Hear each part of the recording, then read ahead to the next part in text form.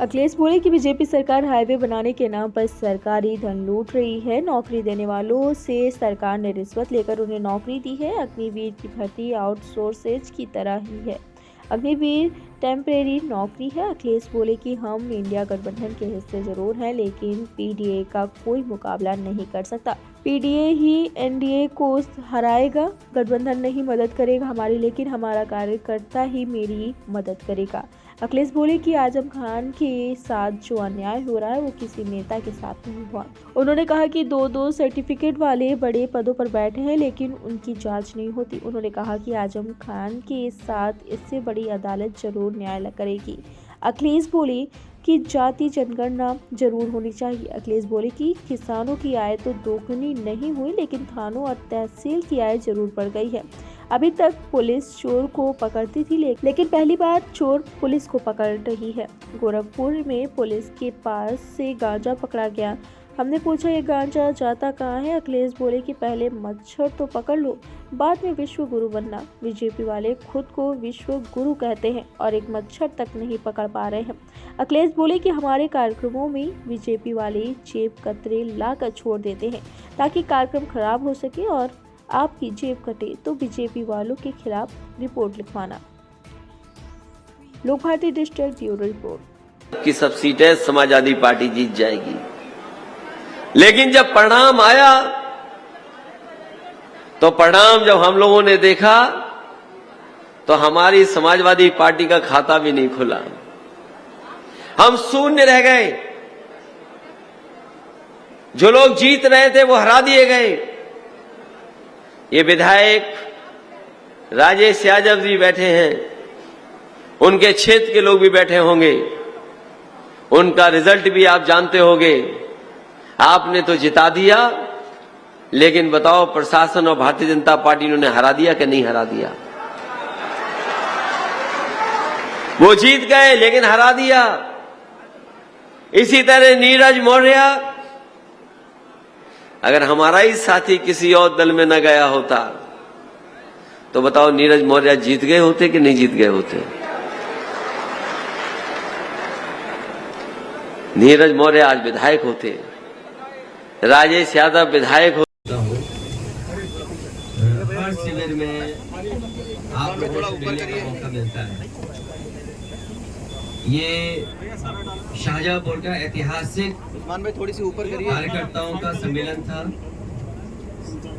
Samajwadi party की कोशिश है कि जब तक लोकसभा चुनाव हो सभी लोकसभाओं में एक इसी तरह का कार्यक्रम संपन्न हो जाए, जिसमें कार्यकर्ताओं को ये बता सके आने वाले समय में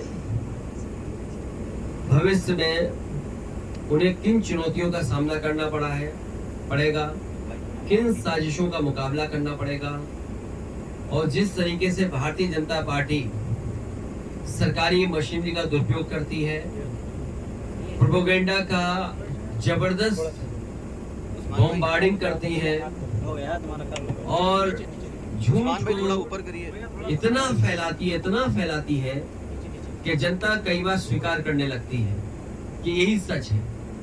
और नफरत की राजनीति, लगातार लोगों को बांटने की राजनीति, समाज में दूरियां कैसे बने उसकी राजनीति लगातार भारतीय जनता पार्टी कर रही है। उससे समझाने के लिए ये शिविर लगातार समाजवादी पार्टी चलाती रहेगी।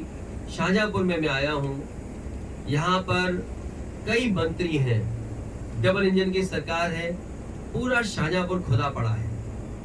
कूड़ा हर मोहल्ले में, हर गली में दिखाई दे रहा है। जानवर सड़कों पर घूम रहे हैं। ट्रैफिक इंतजाम है ही नहीं। कोई अगर अपने घर जाना चाहे, अस्पताल जाना चाहे, स्कूल जाना चाहे, तो ऐसी दुर्दशा है कि वो पहुंच ही नहीं सकता है। और तब जब यहाँ के मंत्री पिछले कई वर्षों से हैं और जो सुविधाएं शहरी मिलनी चाहिए गरीब को, वो भी सुविधाएं नहीं दे पा रहे। न पानी पीने का अच्छा इंतजाम है, न कूड़े को फेंकने का इंतजाम है। अच्छा, जानवर को लेकर के इतना पैसा सरकार खर्च करी, हजारों करोड़, उसके बाद भी सड़कों पर सांड घूम रहे हैं, लोगों को हर दिन टक्कर मार रहे हैं। पूरे शाहजहांपुर में कहीं भी धान की खरीद नहीं हुई। किसान का धान तैयार है, लेकिन ये सरकार ने जो तय की एमएसपी, अगर एक भी किसान का एक बोरा भी धान इस सरकार ने खरीदा हो तो बताएं हमें। पूरे के पूरे शाहजहांपुर का धान में लूट हो रही है, सरकार का कोई इंतजाम नहीं है, न गन्ने की कीमत बढ़ी, बिजली महंगी है। एक बहुत पुराना पुल गंगा पर और रामगंगा पर नेताजी ने कभी बनाया था, एक हिस्से को दूसरे हिस्से को जोड़ने के लिए आराम से लोग पहुंच जाते थे। जब से पिलर डैमेज हुआ है आज तक इस सरकार ने सुध नहीं ली। अभी भी वैसा ही शाहजहांपुर दिखाई दे रहा है, अभी भी पहुंचने के लिए 150 किलोमीटर दूर जाना पड़ रहा है। इंडिया गठबंधन से क्या दूरी बना ली है जो पीडीए की जरूरत पड़ गई सर? मेरे साथी पीडीए पहले बना, इंडिया बाद में बना, और उसके बाद मैंने कई मौकों पर कहा कि इंडिया गठबंधन जरूर है लेकिन हमारी स्ट्रेटेजी पीडीए है और पीडीए ही एनडीए को हराएगा। जहां तक सवाल प्रदेश में जहां चुनाव हो रहे हैं, ये बात इंडिया गठबंधन को साफ कर देनी चाहिए थी कि प्रदेश स्तर पर कोई समझौता नहीं होगा। मुझे लगा जब मध्य प्रदेश के नेता ने और उनके जो पूर्व मुख्यमंत्री रहे उन्होंने हमसे जब बात की और कहा कि आप किन सीटों को चाहते, तो मैंने उत्तर प्रदेश में या मध्य प्रदेश में जो समाजवादी पार्टी की परफॉर्मेंस थी समय समय के चुनाव में वो पूरी परफॉर्म भेज दी। और मैंने उससे कहा कि मध्य प्रदेश में कभी हमारा इस हिस्से से विधायक बन गया, कभी उस हिस्से से विधायक बन गया, और हमारी पार्टी से कई बार कई विधायक बने जो आज दूसरे दल में भी चले गए, कांग्रेस में भी चले गए। और मैंने याद दिलाया कि जिस समय कांग्रेस को समर्थन की जरूरत थी उसमें सबसे पहले समाजवादी पार्टी के विधायक ने समर्थन किया था और सरकार बनी थी। हम बीजेपी के खिलाफ हैं और जिस समय भी कांग्रेस के नेताओं से बात हुई उस समय मैंने कहा कि हम बीजेपी को हराना चाहते हैं, जो हमसे सहयोग लेना चाहो ले लो। और उस समय उन्होंने बैठक करके रात में 1 बजे बैठ करके, जिसमें हमारी पार्टी के एमएलसी रहे श्याम सुंदर जी, विधायक रहे दीपक, हमारे प्रदेश के अध्यक्ष, पार्टी के संगठन के डॉक्टर मनोज, इन लोगों ने बैठ करके कांग्रेस के वरिष्ठ नेता दोनों पूर्व मुख्यमंत्री से बात की। उन्होंने रात के 1 बजे जब मीटिंग खत्म हुई उन्होंने आश्वासन दिया कि 6 सीटें लगभग आपको दी जा सकती हैं, और वो खबर अखबार में भी छपी।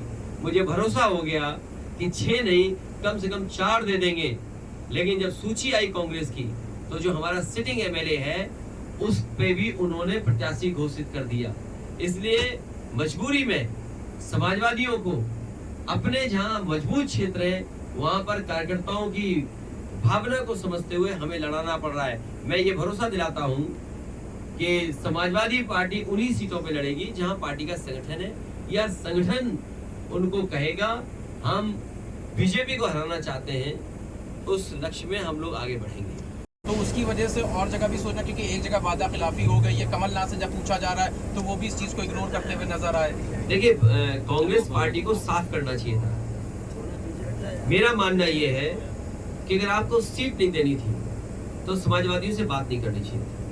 आपको पहला ही कदम ये उठा लेना चाहिए था कि आप अपना संगठन और अपनी पार्टी के हिसाब से लड़िए, और जो सहयोग चाहते वो बता देते तो शायद समाजवादी पार्टी सहयोग करती और खड़ी रहती है। लेकिन उन्होंने कोई जानकारी नहीं दी, न कोई समाजवादी पार्टी को इस लायक समझा उन्होंने। इसलिए समाजवादी पार्टी वहीं लड़ रही है जहां पर समाजवादी पार्टी का संगठन तो मजबूत। क्या मान लिया जाए इंडिया गठबंधन से अलग हो गए हैं आप? इंडिया गठबंधन अब मुझे पता लगा मध्य प्रदेश के बाद भारत के चुनाव के लिए है, इंडिया के चुनाव के लिए है, देश के चुनाव के लिए है। तो देश का चुनाव आएगा तब बात की जाएगी। सर, क्या और जिसको सीट चाहिए होगी या जिसपे बातचीत होगी वो अलग प्लेटफॉर्म है। लेकिन ये सवाल ये है, क्रेडिबिलिटी का है कि अगर कांग्रेस इसी तरह का व्यवहार करेगी तो कौन उनके साथ खड़ा होगा। इसलिए मैं कोई राय सुझाव नहीं दे रहा हूँ कांग्रेस पार्टी को, लेकिन देश के सामने बड़ी चुनौती है। बीजेपी बड़ी पार्टी है, बीजेपी बहुत ऑर्गेनाइज्ड दल है, इसलिए उसके मुकाबले के लिए कोई भी कंफ्यूजन किसी दल के अंदर नहीं होना चाहिए। अगर कंफ्यूजन के साथ आप चुनाव लड़ोगे बीजेपी से तो आप कामयाब नहीं होगे। फायदा हो रहा है वो कौन है चीज, फिर तुम शुरू हो गए। सर शाहजहांपुर में जो भी प्रत्याशी आपके बनाए जाते हैं वो दूसरे दलों में चले जाते हैं, कैसे रोकेंगे उन लोगों को? हाँ, ये बात तो आपने ठीक कही जो प्रत्याशी हाल में दूसरे दल में गई हैं, आप जरा व्यक्तिगत उनसे बात करना। मैंने उनसे ये कहा कि आप पहली मेयर बनने जा रही है महिला, आपको समाजवादी पार्टी टिकट देती है, लेकिन उनकी इच्छा समाजवादी पार्टी से नहीं थी, बीजेपी से थी। लेकिन जो बात मैं सोच रहा था वो बात हकीकत में आई।